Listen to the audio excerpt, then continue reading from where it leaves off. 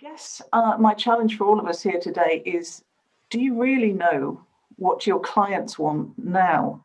12 months on into the pandemic, I mean, we're seeing that clients have relied on the solidity and trust that they have in their professional services firms, which is why business has held up this year. And I'm seeing from that latest poll, everybody's feeling pretty comfortable, modest expansion, which is, yeah, absolutely what we're seeing in our research too.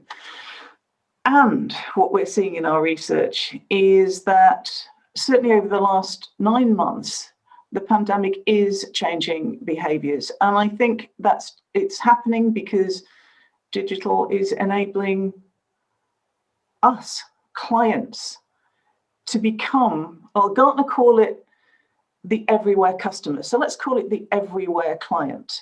We're everywhere. Digital's enabling everything. And what that's doing is it's stimulating the desire to sharpen up everything about their business. So the challenge is, do you know what and how and what they're looking for now? I guess that's what I do. I mean, finding out is what I do. It's part of what I do anyway. So for the last 18 years, Future Curve, as Richard said, small niche management consultancy that's focused on working with major international companies, professional services firms, companies of all sizes, including the Irish government, which is quite an interesting client to have. And we're uncovering and harnessing the reality of what clients value now, and then building those into firm-wide, company-wide value propositions. And we've done this based on our heritage. We're people who founded the firms are ex-Big Four. We're well trained, we understand what's needed, and we've developed our own models. And I'm sure Duncan's excited to hear organisational psychology, because I'm now an organisational psychologist too. But let me be clear, value is about the difference you're making to your clients' lives and their businesses. It's not a better way of describing what you do. And I'm really curious about the poll when I see that marketing is right up there along with finance and cash flow, yet the focus on the client is considerably lower. So what are you going to be talking about?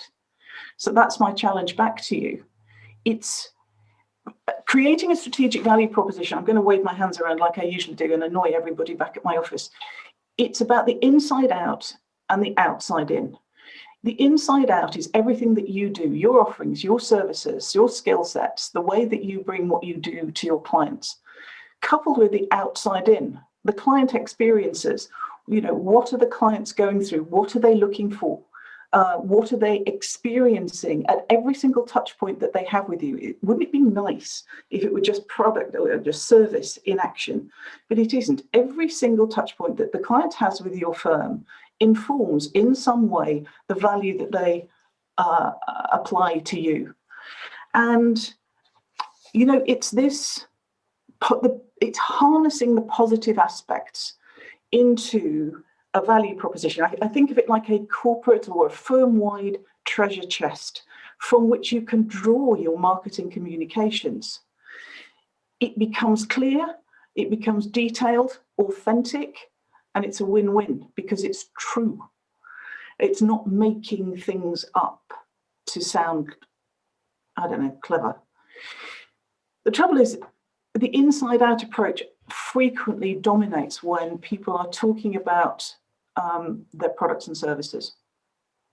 The outside-in elements, the client's views, their experiences, their market constraints are not brought in directly from them. Usually that's given over to the client owner, the partner, the service team, who's looking after the client in that sort of service planning domain. And business development and marketing then tend to use things like client satisfaction surveys, some using net promoter scores, voice of the client type stuff, which is good and fine. And they tend to use metric-based scoring systems, and they tend to use questions defined by you. I get why. Numbers are very comforting. They give you a great deal of absolutism about, yes, this is where we're at, and so we can track it and measure it. The thing is, if you determine the questions, then you're missing out on the nuance of what the client is actually going through, what they're feeling. So you risk missing out on those really differentiating aspects of value. The areas that you're not looking at, but the client is absolutely, right now, absolutely dead keen on. So to put rigor into your value proposition, we would recommend doing 30 to 45-minute business discussions with your clients for them to tell you the difference that you're making to them and their business. And we use a social sciences technique to do the analysis on that.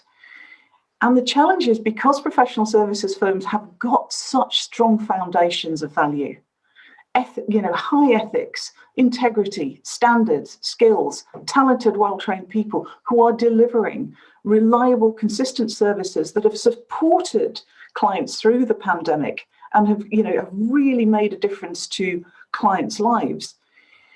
Those more nuanced and finely tuned aspects of value can either get marginalized or lost. And clients want to understand explicitly the difference that you're going to make. Richard has spoken every single week in his 7 points, and one of those is listening. He really has talked about listening, and I passionately agree with that point. And the thing that I would like to add is make sure you're asking the right open-ended questions, allowing the client to answer for themselves and listen to that. Having a refreshed value proposition, frankly, is absolutely essential right now. The research is showing that clients who have come through the pandemic are feeling battered, fatigued. I know Sarah's talking about fatigue, so that's going to be fabulous. And they've sharpened up. It means that they are really significantly looking for digital enablement, new business models, different ways of taking their business to market. And this is including their whole ecosystem, which of course includes their professional services advisors. They're becoming a lot clearer about what they value now, where it is and it isn't being experienced, and they're actively seeking out new ways of working with firms who have invested in understanding and harnessing the real difference they make. So what I'd just like to finish on is, now is a superb moment of opportunity for the entrepreneurial firm to create differentiation based around deeply understanding and proving the difference they're making to the clients and attracting new clients who are looking for a new way and doing so with energy and commitment.